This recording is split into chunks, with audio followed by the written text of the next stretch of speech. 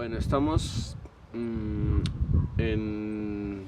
Sogamoso, como su merced bien decía, en una de las áreas arqueológicas de Sogamoso, en donde se reconstruyó el Templo del Sol, que es este que tenemos acá. Entonces este templo tiene un significado muy interesante porque es el recuerdo de uno de los maestros de los muiscas que se llamó Bochica. Entonces Bochica pues fue un sabio que viajó, hizo un viaje de conocimiento. Entonces él llega desde la Orinoquía, esas montañas que se ven allá, las del borde, ese es el borde para ir a la Orinoquía. Entonces el Bochica llega desde la Orinoquía, hace un viaje por todo el territorio muisca enseñando a los indígenas que habitaban acá, termina su viaje acá y acá en Sogamoso construye su templo.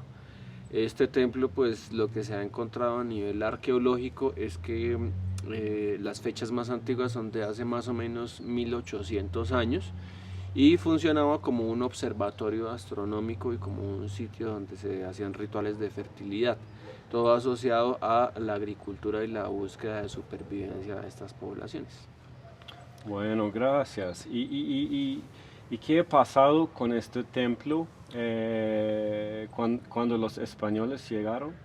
Bueno, los españoles llegan un poco enloquecidos por su búsqueda de oro y en ese afán de obtener pues esas riquezas, el oro y las esmeraldas por las cuales fueron muy famosos los muiscas, ingresan al templo en la noche y pues según los cronistas, como lo escriben en sus crónicas, el templo se incendió por accidente, se termina prendiendo fuego y se destruye. ¿Y sabemos qué había en este templo, en este Bueno, lugar? según los cronistas, y también un poco complementando con lo que los indígenas actuales nos comparten y nos complementan, ¿sí? Nos aportan interpretaciones, información, conocimiento de sus comunidades y entendiendo también pues toda la mística de los templos antiguos, sobre todo desde América. Pues este era un sitio en donde ellos tenían una comunicación con lo sobrenatural.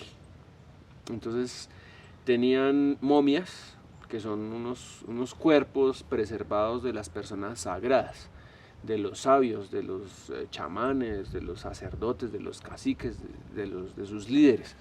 Los tenían acá momificados, muy ataviados con oro, con esmeraldas, con sus elementos simbólicos de autoridad como los bastones, los poporos, que su merced cuando va a la Sierra Nevada de Santa Marta encuentra el poporo, es un totumito que contiene cal, la cal de concha de mar con la cual ellos mascan la hoja de coca, y ese poporo, ese totumito está representando a la mujer, lo femenino, y el palillo está representando lo masculino, el hombre. Entonces es uno de los símbolos de la fertilidad que tenían estos ancestros, y pues sus poporos eran en oro, lo que demostraba pues toda su jerarquía. Tenían unos huecos en el suelo en donde ponían unas vasijitas que se llamaban ofrendatarios. Entonces está toda la comunicación con el inframundo, con el mundo de los muertos. Esto es un umbral, una puerta de comunicación con otros planos dimensionales, planos energéticos. Ellos consumían una planta que se llama yopo. El yopo produce visiones, tiene un ingrediente activo similar al del yagé, al de la ayahuasca, que es la DMT o dimetiltriptamina. Entonces el yopo sí se consume inhalado, lo consumen mucho en la Orinoquía. Ahí vemos también una relación de Bochica con Sogamoso, acá se consumía yopo y produce visiones muy intensas. Entonces está la comunicación con el inframundo, la comunicación con el supramundo, con el mundo de los astros, con el sol, la luna, que son los elementos indicadores del tiempo y del clima, con las aves, con las ranas, con todo el entorno. Quería preguntarte sobre el tema de esta palabra primitivo contra avanzado. Como antropólogo, ¿cómo ve la división entre una cultura, sociedad primitiva y avanzada? Bueno, existen los grados de desarrollo civilizatorio entendido como una búsqueda de mejorar la calidad de vida de una población, ¿sí? Entonces, a medida que pasa el tiempo, los grupos humanos, las familias, los pueblos, pues van acumulando conocimiento, van mejorando sus técnicas, van desarrollando nuevas herramientas, nuevos utensilios, y pues la técnica, la tecnología, la organización social, la eficiencia de los sistemas de producción, por ejemplo, de alimento, o de herramientas, o de construcción de una vivienda, pues hacen que sea más fácil físicamente realizar los trabajos para la supervivencia y obtener más recursos con menos esfuerzo, ¿sí?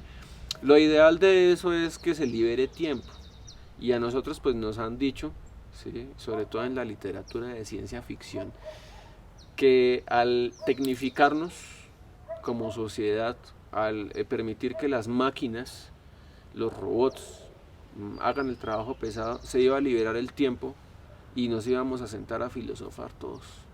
Íbamos a analizar a Sócrates, las obras de los grandes maestros clásicos, pero no está pasando. Entonces algo ha fallado con el progreso moderno en Occidente, y es el hecho de que llegó un punto en donde nos desconectamos de la naturaleza y nos desconectamos del afecto del hogar.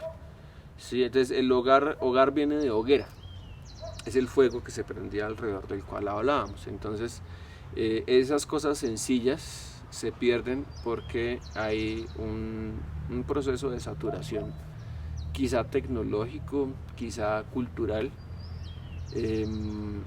pero que muchas sociedades antiguas, que nosotros pues de pronto desde la perspectiva de sociedades industrializadas como Corea, Japón, ¿sí?, pues las vemos como que están atrasadas, ¿sí?, porque no tienen desarrollos de maquinarias, tecnología, microchips, electrónica tan avanzados, pero son sociedades que tienen tiempo, son sociedades que se pueden sentar en una hamaca a compartir la palabra tranquilamente, ¿sí?, sin preocuparse porque en su entorno hay comida de sobra. Ahí está la tranquilidad de los pajaritos, de los árboles. ¿Cómo se veía el tiempo, por ejemplo, em, en contraste con cómo lo vemos hoy? Bueno, el tiempo en general en las comunidades amerindias es un tiempo cíclico, espiral, que tiene digamos, un movimiento quizá pendular.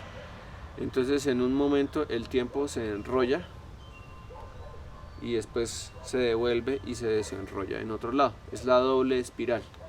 Eso implica que mientras algunos venimos, los otros van. Y mientras los otros vienen, entonces nos devolvemos. Y nos estamos encontrando constantemente. Por eso es tan pertinente la pregunta sobre el progreso y sobre la civilización y lo arcaico, porque a veces volvemos otra vez a la raíz y nos devolvemos hacia el otro lado, y así nos vamos encontrando y vamos dialogando.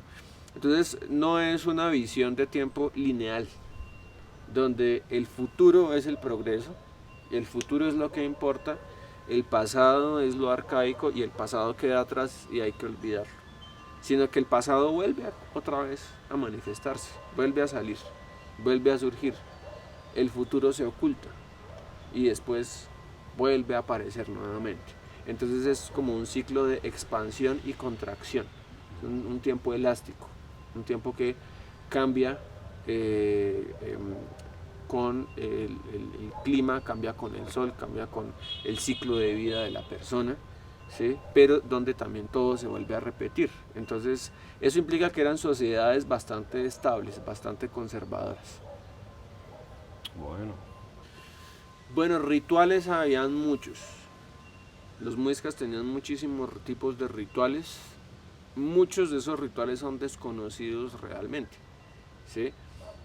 Entonces, cuando desde la antropología se analiza un ritual, el ritual pues tiene lo que se llama una partitura, tiene una forma de hacer y tiene un objetivo, que es en general generar una transformación en el universo, en el cosmos, ¿sí? Que puede ser consagrar algo, transmutar ese objeto o ese elemento hacia un mundo superior o profanarlo, ¿sí? Destruir a un enemigo. Entonces había rituales de paso, lo que se llaman rituales de paso, es decir, cuando el niño, por ejemplo, ingresa, sobrevive a su infancia, entonces el ingreso, había un ritual muy interesante que era el ritual de iniciación masculina. Cuando los niños jóvenes cumplían 12, 13 años, los ponían a correr por las montañas, por los páramos, en las lagunas, varias semanas, desde la casa del cacique, daban unas carreras varios días y volvían nuevamente acá. El primero que llegaba se ganaba un premio, un prestigio muy importante, que eran unas mantas muy finas, la ropa, las mantas, las vestiduras eran muy sagradas para los muiscas, muy importantes. Bueno, entonces había rituales, por ejemplo, para las guerras, había rituales de comunicación con el sol, había rituales para propiciar la lluvia, había rituales para que hubiera un poquito más de sol, de sequía, había rituales para la fertilidad, había rituales para ayudar al alma del muerto a viajar al inframundo, había rituales para construir un templo, ¿sí? Había muchos tipos de rituales. Sí, era una sociedad muy ritual, muy ritual. ¿Y qué significa la ritual en general en una cultura? ¿Es importante de tener estos rituales o qué pasa cuando no tenemos estos rituales? Bueno, todas las culturas tienen rituales. Nosotros tenemos rituales. ¿Cuál es el meollo del asunto? No es si es ritual o no es ritual. Sí, el meollo del asunto es el poder que tienen los rituales en una sociedad. ¿Sí? Hay rituales más poderosos que otros. ¿Sí? Entonces, la cuestión del poder del ritual es el poder que el ritual tiene para generar una efectuación, o sea, un efecto, una transformación social, perceptiva, cognitiva, de pensamiento, de organización, ¿sí? Entonces los rituales, el problema es que los rituales nuestros se han desprendido muchísimo actualmente de la idea de lo sobrenatural y de lo divino, ¿sí? En cambio, pues las sociedades muiscas, nosotros las sociedades indígenas no las podemos comprender sin esa concepción presente de lo sobrenatural y de lo divino, digamos, de las deidades, de las fuerzas sobrenaturales, de los espíritus de la naturaleza, dioses, ancestros, como los queramos llamar, ¿sí? Entonces, claro, el estar armónicos con mundos invisibles, con mundos a los que el chamán puede entrar para también movilizar cosas de ahí, sacar cosas de ahí, traerlas para acá, llevar cosas de aquí, meterlas allá, pues son tipos de rituales en donde toda la sociedad también va participando. Entonces nosotros, los rituales de nuestra sociedad actual, pues son muy centrados en lo concreto, material. Poco tenemos, digamos, que analizar de lo sobrenatural, porque la ciencia pues nos dice que los sobrenaturales son fenómenos que se pueden explicar, fenómenos de presión atmosférica, temperatura, electricidad en el ambiente. ¿Qué podemos aprender de este conocimiento, de estas comunidades? Bueno, hay muchas cosas que se pueden aprender en general de todas las culturas, de las culturas indígenas, tanto antiguas como modernas, sobrevivientes, y en el caso concreto de los muiscas, pues hay varios aspectos muy interesantes, ¿sí? Por ejemplo, su manejo del tiempo del trabajo. Entonces los muiscas tenían meses lunares. Entonces el mes lunar es más o menos de 28 días. Tenían dos cuentas calendáricas, una de 28 días y una de 32 días. Son dos cuentas calendáricas. Entonces más o menos dividían en 3 semanas, un mes lo dividían en 3 semanas de 9 días cada semana. Entonces, durante los primeros 9 días de ese mes, toda la familia se reunía a trabajar. Si eran agricultores, pues entonces a sembrar, a cosechar. Tenían unos sistemas productivos en donde todo el tiempo estaban sembrando algo, aporcando algo, deshiervando algo, fortaleciendo algo y cosechando algo y preparando una parte del terreno para nueva cosecha. Entonces todo el tiempo tenían una producción por escalas. Entonces trabajaban 9 días más o menos toda la familia. Luego de eso, entonces el hombre con su mujer ingresaban a su casa, sí, a una choza que tenían, una casita en donde hacían el amor durante 9 días. Estaban solo enfocados en hacer el amor 9 días. Y luego los otros 9 días se separaban. Entonces el hombre se iba con todos los otros hombres de la tribu a hacer ayunos durante 9 días, mascando hoja de coca con su poporo, y la mujer se iba con todas las mujeres de la tribu al templo de las mujeres a hilar algodón y conversar, ¿sí? Entonces, claro, uno dice, bueno, solo trabajaban 9 días en el mes y con eso vivían. 9 días con la pareja y 9 días con los amigos mascando coca. Entonces uno dice, no, ese estilo de vida es una maravilla. ¿De dónde viene la leyenda de Manoa y El Dorado? Bueno, Manoa y otras ciudades míticas son comunes en todas las sociedades antiguas, ¿sí? Digamos, están presentes esas ciudades invisibles, ciudades míticas en muchos territorios, en Europa, en África, en Asia, en Japón y acá en América.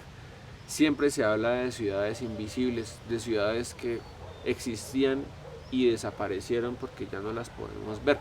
Se habla en muchas leyendas y muchos mitos de la pérdida de capacidad humana para percibir cosas que antes podía percibir. Entonces, por ejemplo, se dice que antiguamente en Europa la gente veía las hadas y los gnomos y los duendes y los silfos y sílfides y las ondinas y las nereidas, pero cuando inicia todo el proceso de cada vez ser más racional, esa racionalidad exacerbada hace que el humano pierda la capacidad de ver a esas entidades de la naturaleza, ¿sí? Por ejemplo, acá en Colombia, en nuestro territorio, pues se habla mucho de esos sustos, de los sustos, que son como la patasola, la mancarita, la bola de fuego. Eso se habla mucho en el llano. Hay cosas que la gente dice que aparecen. Entonces, cuando se habla de esas ciudades, hay pues leyendas sobre la posibilidad que tiene una persona de, justamente desarrollando esas capacidades de extrapercepción, poder ingresar en otros planos dimensionales. Un poco lo que estábamos hablando con los muiscas, esa capacidad de entrar en otra dimensión e ingresar a esas ciudades para tener ese contacto con los maestros antiguos que están viviendo ahí, quizá en otro tiempo, quizá en otra capa del tiempo de la espiral. Entonces es atravesar las capas de la espiral, entrar en esa ciudad, obtener sabiduría y volver nuevamente a esta línea del tiempo. Entonces eso es lo que se habla sobre esas ciudades míticas. Sí, ¿y qué pensaban los españoles que era la ciudad perdida? Bueno, los españoles buscaron varias ciudades perdidas, varias ciudades. Una de ellas fue Manoa, la otra fue El Dorado. En ese momento se me escapan con exactitud los nombres, pero sí se hablaba de ciudades perdidas en el Amazonas, ciudades perdidas en México, en islas del Caribe. Entonces eran ciudades que ellos buscaban, donde se decía que había mucha riqueza. Entonces, pues obviamente ellos buscando esa riqueza nunca la encontraron. Y el portal, ¿hay alguna fuente que habla sobre un portal o el llamado viaje en el tiempo? Pues portales, lo que dicen los sabios indígenas y los sabios de otras culturas es que puertas y portales energéticos hay en todos los lugares. Entonces, justamente los indígenas, ¿sí? Por ejemplo, los de la Sierra Nevada de Santa Marta o los del Cauca, los sabios, los sabedores, los chamanes de ellos, pues lo que hacen es ubicar esos portales y esas puertas para hacer esos intercambios energéticos. ¿Sí? Entonces hay diferentes tipos de portales. Lo que pasa es que hay que tener una preparación o un don para poder verlo. El libro La sombra fuera del tiempo. ¿Puedes hablarnos brevemente sobre la trama del libro y qué preguntas plantean? Bueno, La sombra fuera del tiempo de Howard Phillips Lovecraft, pues es una historia sobre una muy antigua o muy extraña civilización extraterrestre que desarrolló la capacidad de manejar el viaje en el tiempo. Entonces, claro, eso nos plantea una primera desubicación de nuestra línea temporal, porque pues esa civilización es antigua o es futura, ¿sí? O sea, porque si ellos manejan el tiempo, ¿en dónde están ubicados? Lo cierto es que ellos tienen la capacidad de viajar en el tiempo, encarnando, haciendo un intercambio del espíritu de ese ser con el espíritu de otro ser en otro tiempo o en otro planeta. Entonces ellos empezaron a viajar en el tiempo hacia el futuro de su planeta, hacían ese intercambio y veían el futuro de su planeta, obtenían información y luego se devolvían a ese pasado para escribir, documentar la información en archivos. Y se dieron cuenta que en determinado tiempo el planeta de ellos iba a ser destruido por un fenómeno cósmico. Entonces comenzaron con sus poderes a buscar planetas y encontraron un planeta que era la Tierra hace más o menos 3.000 millones de años. Y hace 3.000 millones de años existía una civilización muy antigua de extraterrestres que habían llegado acá y habían colonizado la Tierra. Y entonces ellos hicieron en grupo el intercambio de sus almas, sus espíritus, con esa civilización de la Tierra justo antes de que su planeta fuera destruido. Entonces llegaron a la Tierra y encarnaron esos cuerpos, comenzaron a estudiar la Tierra y el protagonista de la historia es un científico que tiene un lapsus de memoria de más o menos 3 meses, en donde él, cuando despierta de ese lapso de memoria, todo el mundo está muy preocupado y empieza a averiguar qué fue lo que le pasó y empieza a averiguar sobre esos indicios de la civilización antigua hasta que logra encontrar los vestigios arqueológicos de esa civilización y empieza a recordar que él, cuando estuvo metido en el cuerpo de ese ser antiguo, escribió unos informes de su época, ¿sí? O sea, del siglo XX, y después lo devolvieron. Entonces él buscando eso, encuentra esos vestigios arqueológicos, entró, logra encontrar el libro que él escribió, pero no logra sacarlo finalmente por la dificultad del terreno, no logra sacarlo y lo único que le queda es la sensación de que ni siquiera sabe si es un sueño, una alucinación, una locura o es algo real. ¿Se has escuchado de la monocultura? Se Sí. llama que es una cultura por todo el mundo y un estilo de vida Hay una historia de ciencia ficción, no me acuerdo el nombre, es un científico que inventó una máquina que producía una especie de campo de ondas que hacía que todo el mundo hablara el mismo idioma. Entonces él diseñó la máquina y activaron la máquina. Entonces un día todo el mundo amaneció hablando el mismo idioma. Y entonces, claro, la gente quedó súper desubicada porque la hipótesis del científico es que el día que la gente volviera a hablar el mismo idioma, todos, se acababan las guerras. Pero entonces un escritor eh, se puso muy furioso porque él ya no entendía absolutamente ninguno de los libros que tenía. Entonces empezó a organizar como una rebelión contra esa imposición de una sola lengua.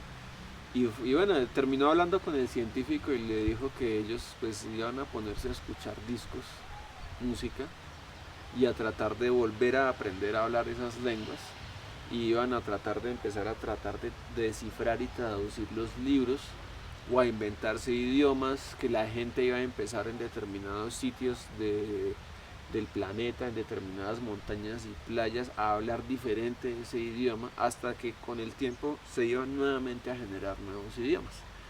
¿Sí? Entonces convenció al científico y él desactivó la máquina.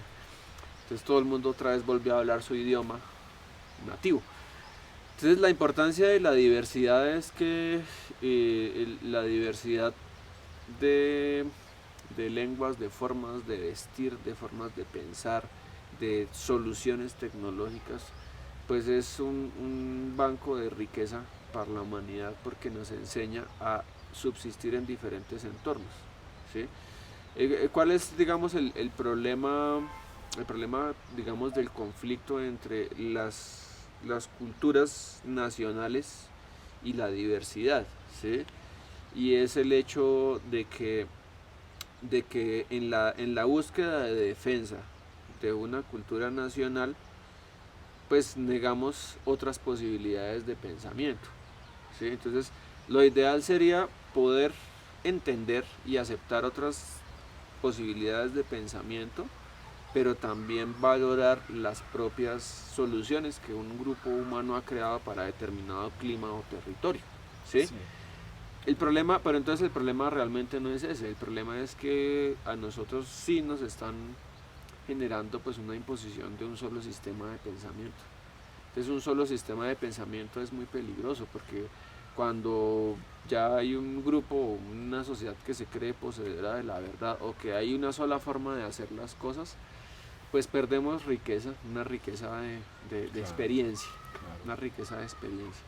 Y, y, y al contrario, se puede decir que si una cultura o un grupo, una comunidad que son muy orgullosos de sus mismos, a veces se transforma como que no quieren contacto con otras culturas, o que no, que se vuelven muy orgullosos, muy nacionalistas, no sé cómo, pero eh, y tú tienes una respuesta de esto. Se puede ser como muy local y muy orgulloso de sus tradiciones, de sus culturas, de sus idiomas, y al mismo tiempo tener una vista más globalizado, o más como buscar conocimiento en otros lados, o ¿cómo piensas de Pues eso, bueno, lo que pasa es que el ser humano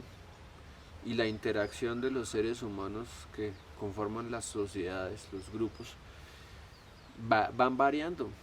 Y incluso, digamos, como también el diseño cerebral va evolucionando, ¿sí? Pues las nuevas generaciones también van cambiando su pensamiento, ¿sí? Entonces eso hace que realmente, por lo menos desde mi perspectiva personal, sea un poco complicado establecer como una sola forma, porque es que depende de las interacciones de los grupos, ¿sí? Uno ve, por ejemplo, países como Japón. Japón es un país que se abre mucho a la cultura occidental, por ejemplo, tecnológica, organizacional, pero al mismo tiempo sus raíces culturales las defienden, son ultraconservadores, ¿sí? Claro. Pero son súper Sí. modernos. Entonces uno dice, bueno, son sociedades que mantienen una raíz, pero también se abren a lo nuevo. Ahora, sociedades como por ejemplo sociedades tribales en África, en América indígena, en el Islam, por ejemplo, son muy cerrados porque las influencias externas pues pueden alterar ese equilibrio, ¿sí? Porque ese equilibrio interno pues puede llegar a ser muy delicado, ¿sí? De pronto no es tan adaptativo, se conservan en el tiempo. Pero también hay sociedades que se abren tanto a lo nuevo y a lo nuevo y a lo nuevo que pierden su raíz, pierden su raíz. Entonces esas sociedades a mí me parece que si no tienen un propósito, digamos, superior, pues son fácilmente manipulables. Lo que pasa es que a nosotros como sociedad lo que Occidente nos prometió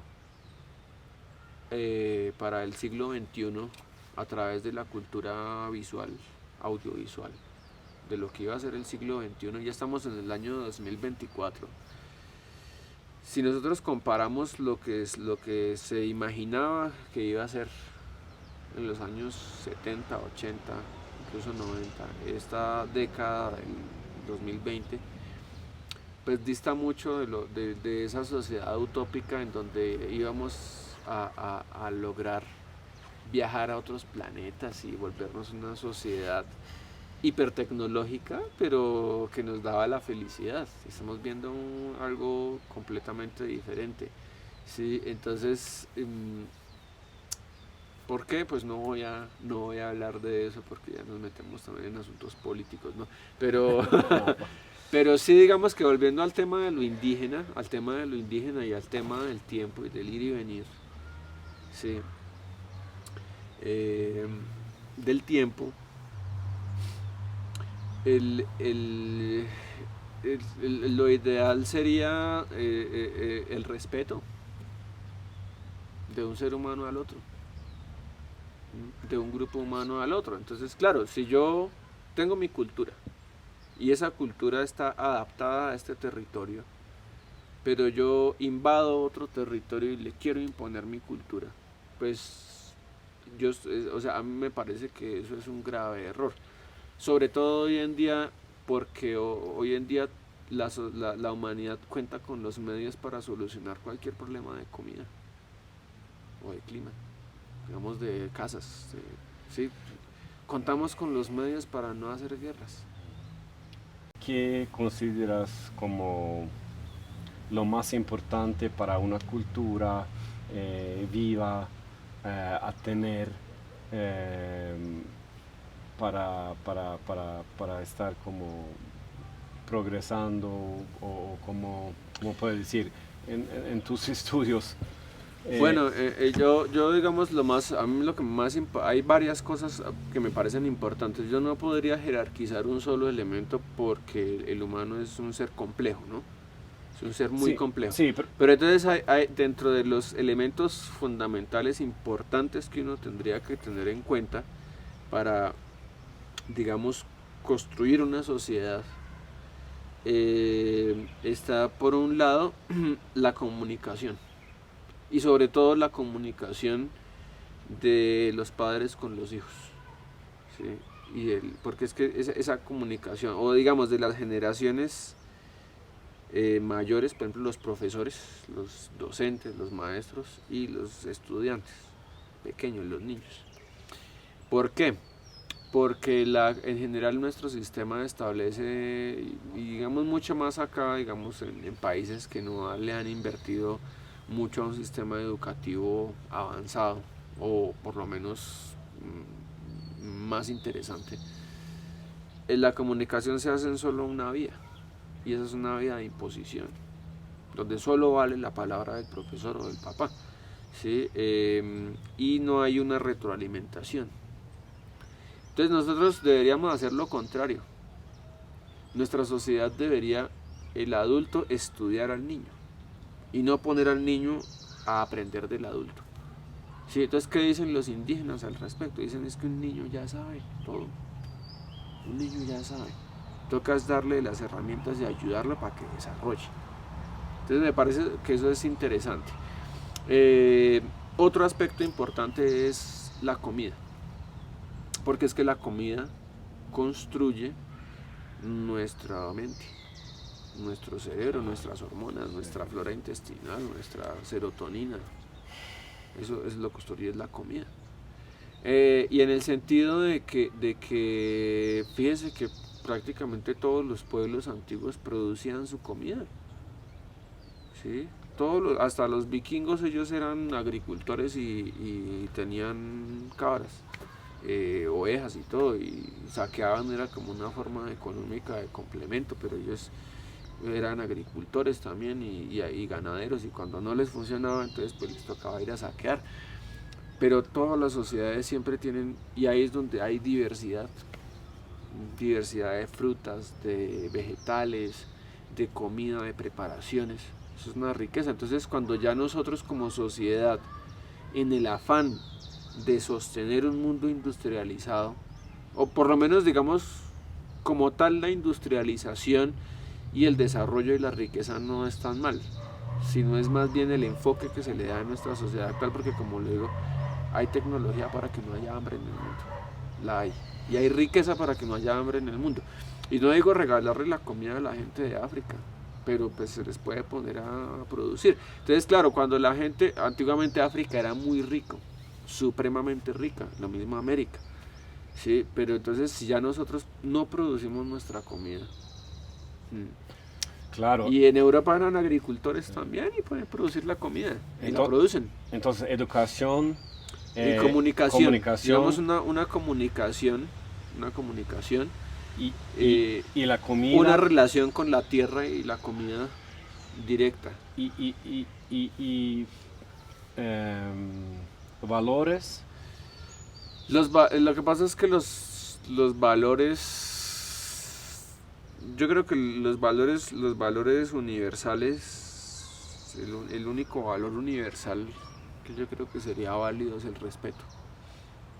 Como el tratar respeto. a los demás como quiera. Dejar ser a cada quien lo que quiera hacer y no agredir a nadie, ¿sí? Porque es que el problema es cuando lo agreden a uno. Bueno, sí. Y tener un sentido. Es un poco difícil tal vez, pero tener un sentido. ¿Qué rol tiene esto en una sociedad? Y claro, yo creo, digamos, yo lo hablo todo esto, digamos, más desde lo personal, individual, porque no, digamos que pues la antropología en general ha sido, digamos, como muchas de las ciencias, pues se ha querido enfocar como hacia el ateísmo, porque digamos que se ha creído que el ateísmo le da a uno una digamos una objetividad, una objetivización de su teoría. Pero la cuestión es que todas las civilizaciones antiguas tuvieron grandes desarrollos y no fueron ateos, ¿sí? Entonces yo no veo la interferencia entre una filosofía, digamos, con una visión trascendental, ¿sí? Y donde pues digamos entendamos que el ADN y los diseños de la naturaleza son tan complejos que ni siquiera la computadora más avanzada de los humanos puede diseñar algo tan complejo como el universo y como las plantas y el cuerpo, ¿sí? Entonces digamos que la idea de una inteligencia cósmica no la antropomorficemos, porque es que digamos hablando de esta cuestión del tiempo y de lo bueno, ¿qué alternativas tenemos como sociedad? Pues también una de las cosas es que nosotros tenemos que aprender las lecciones del pasado, ¿sí? Y tenemos que evolucionar. Y la evolución también significa pues que entendamos que el ser humano ha tenido la necesidad de hacer representaciones. Y pues cuando la gente habla de Dios, pues dicen, eso es Zeus, un viejito de barba que está con una túnica blanca y tiene un rayo allá en la mano y cuando se pone bravo nos tira rayos, ¿sí? Pero digamos que los indígenas su concepción de lo divino es el diseño de la naturaleza, la inteligencia de la naturaleza. Una vez a mí un mamo de la Sierra Nevada, un chamán de la Sierra Nevada, me enseñó una cosa. Me dijo, mi papá, que también era chamán, era mamo,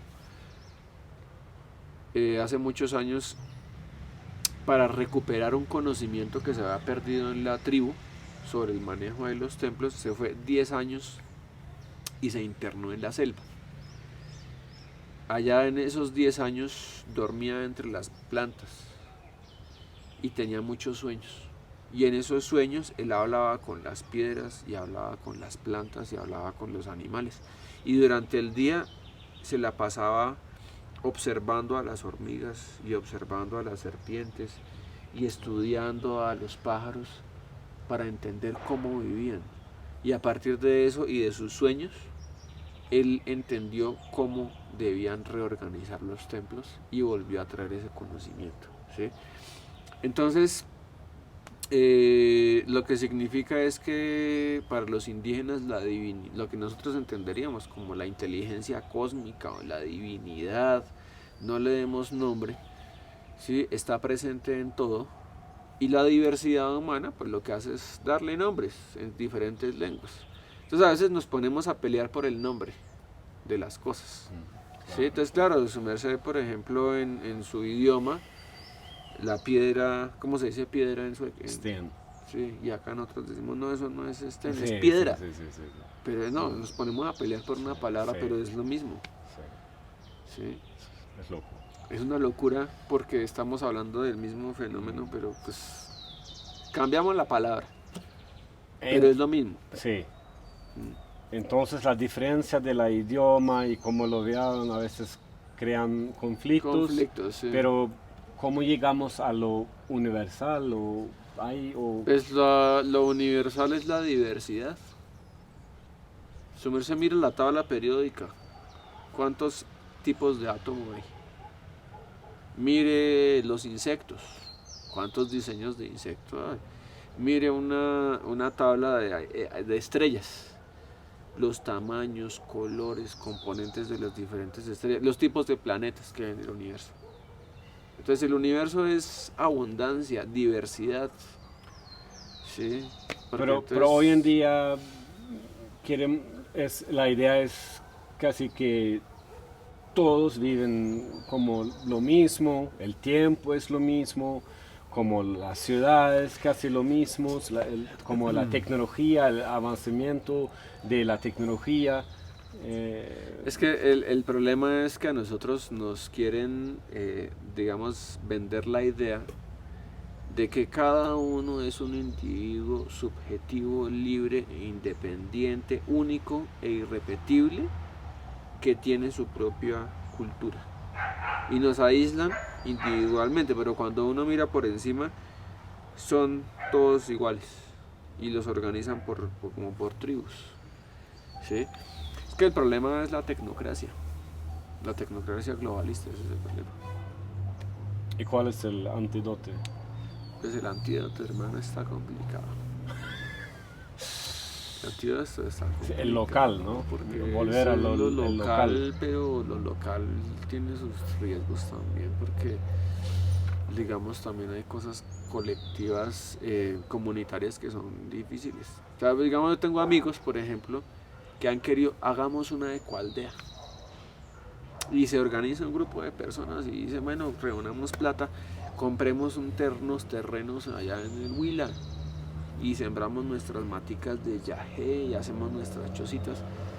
Es complicado porque lo que pasa es que como nosotros, el humano necesita líderes y el líder es un líder, los líderes son naturales, ¿sí?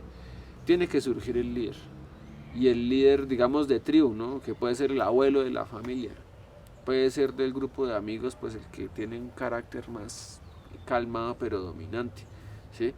Entonces, claro, cuando ya hay dos o tres que quieren mandar, ¿sí? Hay un dicho que dice, el exceso de gallos alborota cualquier corral, ¿sí? Entonces, cuando hay dos o tres que quieren ser líderes, generalmente hay conflicto. Cómo organizan, cómo sí, cosas. Sí, entonces claro, ya es que la vida en comunidad es compleja. La vida en comunidad es muy compleja. Sí. Bueno, Leonardo, Bueno, pues, gracias por esta charla. Sí, señor. Y me ha gustado mucho. Y sí, seguimos adelante. hablando. Bueno. Sí, señor, claro. Ok. Gracias. Bueno, con mucho gusto.